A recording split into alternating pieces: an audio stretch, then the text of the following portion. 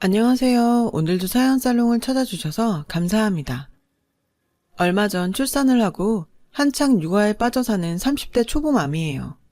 저는 출산을 앞두고 이혼을 했어요. 그래서 현재 싱글맘으로 살고 있죠. 제가 이혼을 한다고 했을 때 주변에서는 반대가 심했어요. 왜 아니겠어요?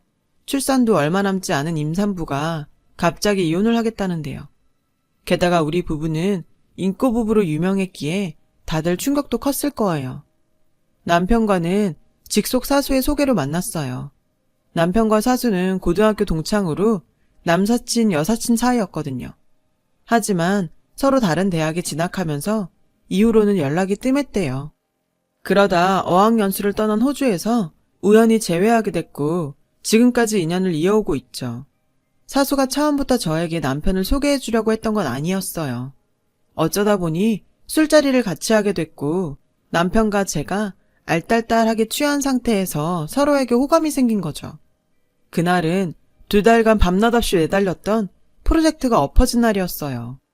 사수는 제가 안쓰러웠는지 그동안 수고했다며 양주를 사주더군요. 난생 처음 독한 술을 마신 저는 순식간에 취해버렸고 사수가 화장실에 간 사이 그대로 잠들어 버렸어요. 이제 막 시작된 술자리인데다 비싼 술도 그대로 남아있어서 사수는 대타로 친구를 불렀어요. 그때 불려나온 사람이 바로 제 남편이었죠. 얼마나 잠들어 있었을까요? 눈을 떠보니 글쎄 제가 남자 정장 재킷을 덮고 있지 뭐예요. 정신이 좀 드세요. 에어컨 바람이 세서 감기 걸릴까봐 덮어드렸어요. 처음이었어요. 이렇게 상냥한 남자는. 솔직히 그간 제가 봐왔던 남자들과는 너무 달랐거든요. 특히 제 친오빠랑은요. 저보다 3살 위 오빠는 한때 가문의 영광으로 불릴 정도로 잘 나갔어요. 18살에 과기고를 조기 졸업하고 수재들만 들어간다는 카이스트에 턱하니 붙었죠. 그때까지만 해도 오빠의 빛나는 앞날을 의심하는 사람은 단 한 사람도 없었어요. 그런데 사람 일은 모르는 거더라고요. 군대에 다녀오고부터 머리가 이상해진 건지 성적이 바닥을 치더니 결국엔 낙제를 하고 학교를 그만뒀지 뭐예요. 그때부터 오빠의 흑역사는 시작됐어요. 아빠는 오빠에 대한 모든 원조를 끊었고 대입 축하 선물로 사주셨던 스포츠카와 수제 명품 시계까지 모조리 압수했어요. 한동안은 엄마가 아빠 몰래 용돈을 주셨는데 그것마저 걸려서 얼마 뒤 완전히 돈줄이 끊기고 말았어요. 결국 오빠한테 남은 희망은 딱 한 사람, 저뿐이었죠. 평생 발밑에 두고 괴롭혀온 여동생한테 용돈을 받아 쓰려니 죽을 맛이었을 거예요. 그래도 어째요? 목구멍이 포도청인데. 그런 주제에 고마운 줄도 모르고 오빠는 틈만 나면 저를 괴롭혔어요. 30 넘은 나이에 창피한 줄도 모르고 손에 방귀를 모아선 제 입에 대질 않나. 툭하면 제 방에 들어와 치마가 짧다느니 가슴이 많이 파졌다느니 옷을 검열하질 않나. 바쁜 출근 시간에 방에 들어와 기껏 해놓은 화장을 휴지로 박박 지우곤 술집 나가냐고 성질을 내지 않나. 아휴, 아무튼 미운 짓만 골라서 해댔어요. 그뿐인 줄 아세요? 툭하면 말끝마다 지지배가 어디서? 란 소리를 달고 산다니까요. 암튼 오빠가 아니라 왼수예요, 왼수. 그런데 따지고 보면 오빠의 이런 말버릇은 아빠 탓이라고 해도 과언이 아닐 거예요. 가부장적인 아빠는 엄마와 저한테 늘 여자가 어디서? 라는 말을 입버릇처럼 달고 사시거든요. 자식은 아버지 등을 보고 자란다는데 오빠가 아빠 말투를 닮은 건 너무나도 당연한 일이죠. 그래서 저는 오빠와 너무도 다른 남편의 모습에 반했고 우리는 금세 썸을 타기 시작했어요. 그렇게 한 달쯤 지난 어느 날 우리는 사귀기로 하면서 그날 바로 사수한테 둘 사이를 얘기했어요. 그런데 사수는 말로는 축하한다고 하면서도 왠지 떨떠름한 표정이더라고요. 사석에서는 서로 언니 동생하며 지낼 정도로 친한 사이였기에 사수의 그런 반응에 솔직히 조금 실망했어요. 나중에 왜 그랬는지 이유를 듣고서는 이해가 갔지만요. 그렇게 1년 반 정도 연애를 한 우리는 농담 반 진담 반으로 데이트 비용을 아낄 겸 결혼을 하기로 했어요. 그리고 드디어 남친이 저희 부모님께 결혼 허락을 받으러 오는 날이었어요. 얼마 전 대학 동기들과 창업을 한 터라 매일같이 회사에서 야근을 한다던 오빠는 그날은 웬일인지 시간에 맞춰 집에 왔더라고요. 꼴의 오빠라고 신경이 쓰이긴 했던 모양이었죠. 부모님께서는 남친을 꽤 마음에 들어 하셨어요. 그리고 대망의 호구조사가 시작됐죠. 부모님은 살아계시는지, 직장은 어딘지, 형제는 몇 명인지 꼼꼼히도 물으셨어요. 그런데 그 와중에도 오빠는 눈길 한번 안 주고 밥만 먹고 있지 뭐예요? 솔직히 서운하더라고요. 그래서 남친이 가고 오빠 방에 들어가 한 소리 했죠. 평소엔 그렇게 잔소리를 해대더니 왜 오늘은 꿀먹은 벙어리셔? 혹시 오빠보다 잘난 사람이라 쫀 거야? 가시를 바짝 세워가며 비아냥댔어요. 그런데도 오빠는 반응이 없었죠. 피곤하다며 나가라는 말뿐이었어요. 그때 방을 나갔어야 했는데 저는 끝내 하지 말아야 할 말들을 하고 말았어요. 나 결혼하면 그동안 오빠한테 주던 용돈 끊을까봐 겁나서 그러는 거야? 솔직히 말해봐. 그런 거지? 그지? 그러게 아빠한테 잘못했다고 빌고 아빠 회사에 들어가면 좀 좋아? 하여간 누굴 닮아 그놈의 똥꼬집은? 벤처한답시고 엄마 쌈짓돈까지 가져다 쓰는 모양인데 제발 정신 좀 차려. 사업은 아무나 하니? 30 넘어 동생한테 용돈 받아 쓰는 거 창피하지도 않냐고. 그 순간 오빠가 벌떡 일어났어요. 그리고는 제 쪽으로 걸어오더라고요. 저는 오빠가 한 대 치려는 줄 알고 겁에 질려 뒷걸음을 쳤죠. 그런데 책상 서랍에서 열쇠고리를 꺼내 제 휴대폰에 걸어주지 뭐예요. 황당해서 오빠를 멀뚱히 쳐다봤어요. 오빠가 돼서는 여동생 결혼하는데 아무것도 못해줘서 미안하다. 대신 이거 대박 나면 그때 너한테 받은 거 10배, 100배로 갚아줄게. 그러고는 바로 침대로 가서는 벌러덩 들어 눕더라고요. 그런 오빠를 보니 괜히 울컥했어요. 지금껏 오빠한테 치여 산 게 억울해서 요 몇 년간 용돈 몇 푼 쥐어주며 엄청 생색을 냈었거든요. 조금 전까지도 오빠 가슴 후벼 파는 말만 골라서 했고요. 그런데 오빠는 저한테 오빠 노릇 제대로 못하는 거에 대해서 스스로 자책하고 있었던 모양이었어요. 내가 애냐? 이딴 걸 걸어주게? 그리고 잊었나 본데 오빠가 뭐 안 해줘도 나 결혼하는데 아무 지장 없거든? 그러니까 내 걱정하지 말고 오빠 일이나 걱정하셔. 저는 애써 아무렇지 않은 척 퉁명스럽게 내뱉고는 서둘러 오빠 방을 나왔어요. 더 있다가는 눈물이 날 것 같았거든요. 얼마 뒤 저는 시부모님을 찾아뵙고 인사를 드렸어요. 양가 부모님께 결혼 허락을 받은 우리는 본격적으로 결혼 준비를 시작했어요. 그리고 사수한테 청첩장을 드렸죠. 갑작스러운 결혼 발표에 사수는 많이 놀라더라고요. 정말 괜찮겠어? 혹시 나중에라도 자기 나 원망하는 거 아니지? 저는 그럴 일 없으니 걱정 말라고 했어요. 그런데도 사수는 여전히 뭔가 찜찜한 표정이었죠. 사수의 그런 반응이 내심 걸리긴 했지만 워낙 결혼 준비로 바빴던 시기라 솔직히 신경 쓸 여유가 없었어요. 결혼 준비를 하다 보면 한두 번은 다투기 마련이잖아요. 저희도 그랬어요. 사귈 때는 아무렇지 않았던 상대의 모습이 막상 결혼을 앞두고 보니 사소한 게 다 거슬리더라고요. 가장 눈에 걸렸던 부분은 바로 금전적인 면이었어요. 저희는 연애 기간 내내 데이트 통장을 따로 만들어서 비용을 똑같이 분담해왔거든요. 그때는 그게 편하기도 했고 헤어질 때 누가 더 썼네 덜 썼네 하지 않고 끝낼 수 있어서 그렇게 했어요. 물론 남친이 원해서 시작하긴 했지만 저도 꽤 만족하며 지켜왔고요. 그런데 결혼을 앞두고 데이트 통장에 남은 잔고를 정리하다 일이 터졌지 뭐예요. 100만 원이 조금 넘는 돈이 남았길래 그중 절반을 남친 통장으로 보냈어요. 그랬더니 남친이 계산이 잘못됐다며 17,500원을 더 보내라는 거예요. 솔직히 그깟 돈 더 줄 수 있어요. 그런데 헤어지는 것도 아니고 결혼할 마당에 그깟 만 얼마 덜 들어왔다고 이게 따질 일이냐고요. 그냥 넘어갈까 하다가 저도 짜증나서 뭐가 잘못된 거냐고 물었어요. 그랬더니 그동안 자기가 따로 사용한 데이트 비용을 정리한 수첩이 있는데 거기에 내역이 적혀 있으니 확인하래요. 톡으로 내역서를 보내줬길래 봤더니 완전 깜놀했다니까요. 남친이 평소 돈 계산이 확실한 줄은 알았지만 이 정도인지는 몰랐거든요.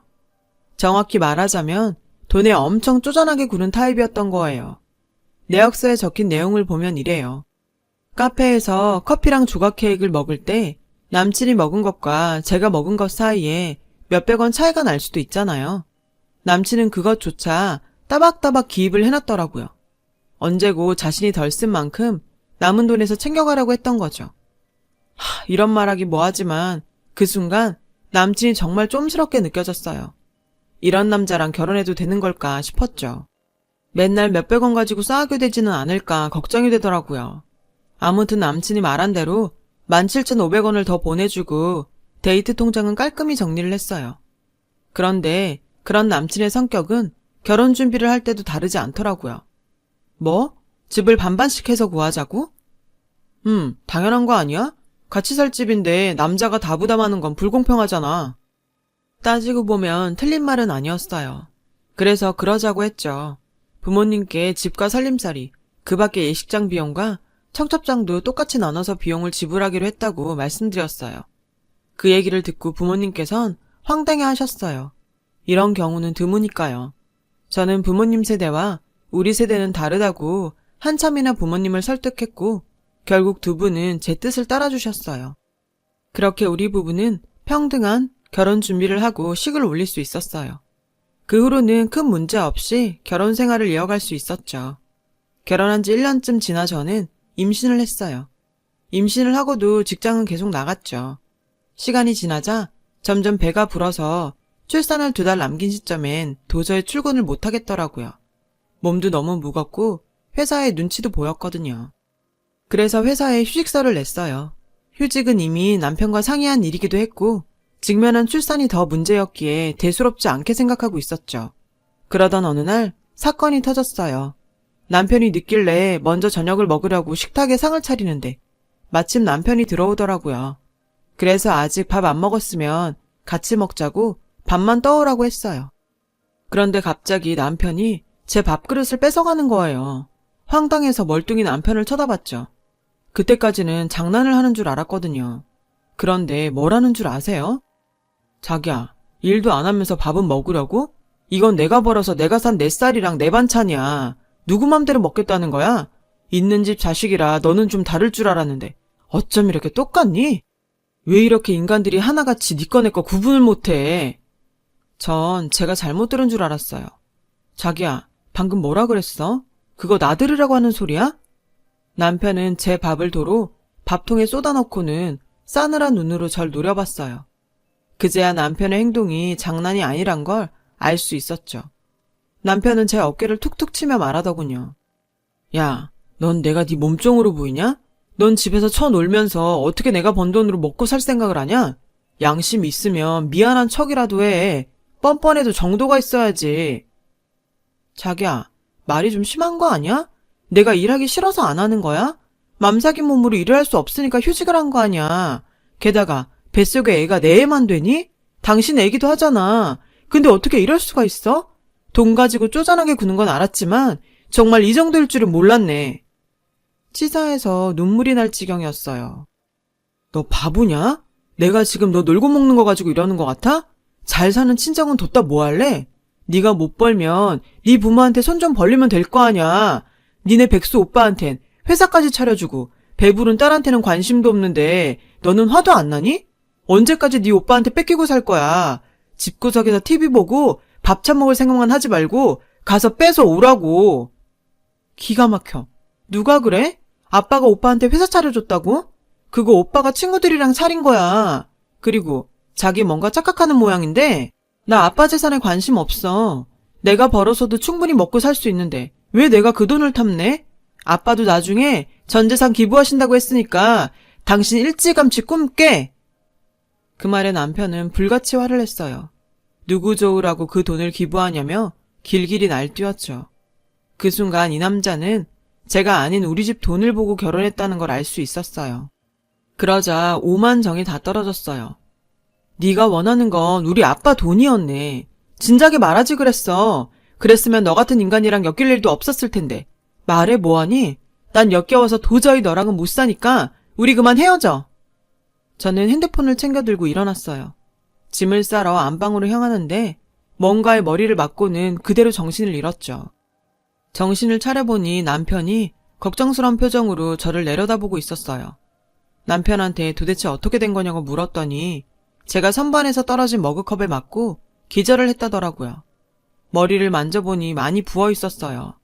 남편은 놀랐는지 울먹이며 말했죠. 자기야, 괜찮아? 다친 데는 없어? 난 자기가 잘못되는 줄 알고 얼마나 무서웠는지 몰라. 자기야, 내가 정말 잘못했어. 내가 잠깐 어떻게 됐었나 봐. 그렇게 말하면 안 되는데 정말 미안해. 요즘 업무 스트레스가 심해서 마음에도 없는 소리를 했어. 내가 미쳤었나 봐. 자기야, 나 이번 한 번만 용서해주라. 앞으로 내가 정말 잘할게. 응? 남편은 무릎까지 꿇고는 싹싹 빌었어요. 방금 전까지 서로 죽일 듯이 싸웠지만 그래도 남편이 절 위해 웃는 모습을 보니 서운한 마음이 조금은 풀리더라고요. 그래서 못 이기는 척 용서해 주었어요. 남편은 모처럼 솜씨 발휘를 하겠다며 주방으로 들어갔고 저는 소파에 앉아 TV를 보고 있었고요. 그때였죠. 요란하게 초인종이 울렸어요. 이 밤에 누군가 했는데 오빠더라고요. 오빠는 현관문이 열리자마자 씩씩대며 들어와선 다짜고짜 남편한테 주먹을 날렸어요. 순식간에 벌어진 일이라 미처 말릴 새도 없었죠. 오빠 왜 이래? 미쳤어? 저는 남편한테서 오빠를 뜯어내며 말했어요. 오빠는 여전히 분이 안 풀리는지 씩씩대고 있었죠. 영문도 모른 채 오빠한테 맞은 남편의 얼굴이 발갛게 달아올랐어요. 형님, 도대체 왜 이러십니까? 제가 뭘 잘못했다고 주먹질이냐고요. 네가 잘못한 게 없어? 좋아, 내가 증거를 보여줄게. 오빠는 휴대폰을 꺼내 영상을 보여주었어요. 제가 컵에 맞아 쓰러지는 장면이었죠. 그런데 남편의 말과 달리 선반에서 떨어진 컵에 맞은 게 아니라 남편이 제 뒤에서 컵으로 절 내리친 거더라고요. 이래놓고도 네가 잘못한 게 없어? 지금껏 우리 아버지도 나도 얘 머리털 하나 손댄 적 없어. 근데 감히 니깎게 내 동생한테 손을 대? 그래놓고 잘못한 게 없어? 이 쓰레기 같은 새끼야. 너 같은 놈이랑은 말로 할 필요가 없어. 경찰 불렀으니까 경찰서 가서 따지자고. 진영이 넌 일단 짐부터 싸. 이런 새끼한테 더 이상 너 못 맡겨. 그 순간 남편이 본색을 드러냈어요. 아이씨, 내가 뭘 그렇게 잘못했는데? 그러게, 누가 내 성질을 건드리래? 사위도 자식이라는데 한몫 떼줄 생각은 않고 전 재산을 기부를 해? 완전 미친 거 아니냐고. 남 줄 돈 있으면 살아보겠다고 애쓰는 나한테나 달란 말이야. 막말로 내가 얘 보고 결혼했겠어? 세상 물정 모르고 철딱선이 없는 애를. 난 잘못한 거 없어. 이건 전부 덜 떨어진 딸년 맡겨놓고 입 싹 닦은 니들 부모 책임이라고. 참다 못한 저는 남편의 뺨을 쳤어요. 도저히 가만히 있을 수가 없었거든요. 어디서 감히 우리 부모님들을 들먹여? 사지 멀쩡한 놈이 지가 노력해서 살 생각을 해야지. 어디서 거지근성이야? 각오해. 오늘 일은 절대 그냥 안 넘어가. 네 말대로 세상 물정 모르고 찰떡선이 없는 나한테 어디 한번 당해보라고. 저는 있는 힘을 다해 악다구니를 쓰고는 그대로 기절했어요. 정신을 차려보니 병원이었어요. 오빠가 제 침상을 지키고 있었죠. 저는 오빠를 통해 지난밤 사건의 전말을 들을 수 있었어요. 결혼 전에 오빠가 제 폰에 걸어준 핸드폰 고리는 오빠네 회사에서 개발 중인 안심캠이었어요. 그 캠을 통해 오빠는 남편이 절 폭행하는 상황을 알 수 있었고 바로 저희 집으로 달려왔던 거죠. 제가 쓰러진 뒤에도 미친놈처럼 발악을 하던 남편은 결국 경찰에 끌려갔어요. 캠에 저장된 남편의 폭행 장면을 증거로 저는 폭행상해로 고소할 수 있었어요.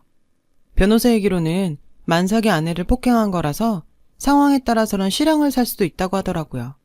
나중에 사수를 통해 안 사실이지만 남편은 데이트 폭력 상습범이더라고요.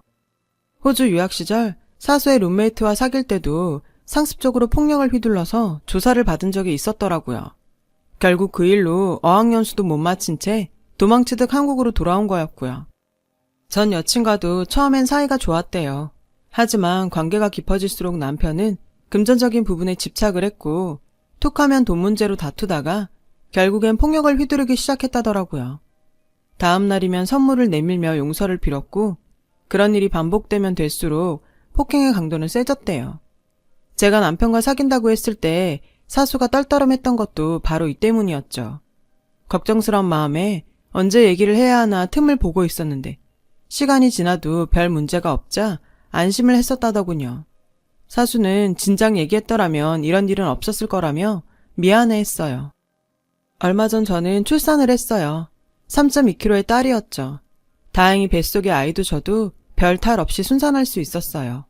오빠는 제 딸이 자기를 닮아 예쁘다며 조카 바보의 면모를 보이고 있죠. 남편과는 아직 소송 중이에요. 양육권과 친권은 문제없이 받아낼 수 있을 것 같아서 큰 걱정은 없지만 그래도 하루빨리 소송이 끝나서 남편으로부터 완전히 벗어나고 싶어요. 아직도 그날의 기억이 지워지지 않아서 여전히 악몽을 꾸거든요. 처음에 연애를 시작할 땐 죽고 못 살던 남자가 이렇게 지긋지긋해질 줄 누가 알았겠어요. 참, 이번 일로 오빠는 아빠한테 인정을 받아서 통 큰 투자도 받을 수 있었어요. 오빠는 투자를 받은 것보다 자신이 만든 제품으로 저를 구할 수 있어서 다행이라고 했어요. 늘 절 괴롭히기만 했던 오빠가 눈물이 범벅이 돼서 제 침상을 지키던 모습은 죽을 때까지 잊지 못할 것 같아요. 역시 피는 물보다 진하다고 우리 오빠 화이팅입니다. 긴 사연을 들어주셔서 감사드립니다. 여러분, 사연 댓글에 응원과 현명한 조언 부탁드려요. 좋아요와 구독은 저에게 큰 힘이 됩니다. 오늘도 좋은 일 가득하세요.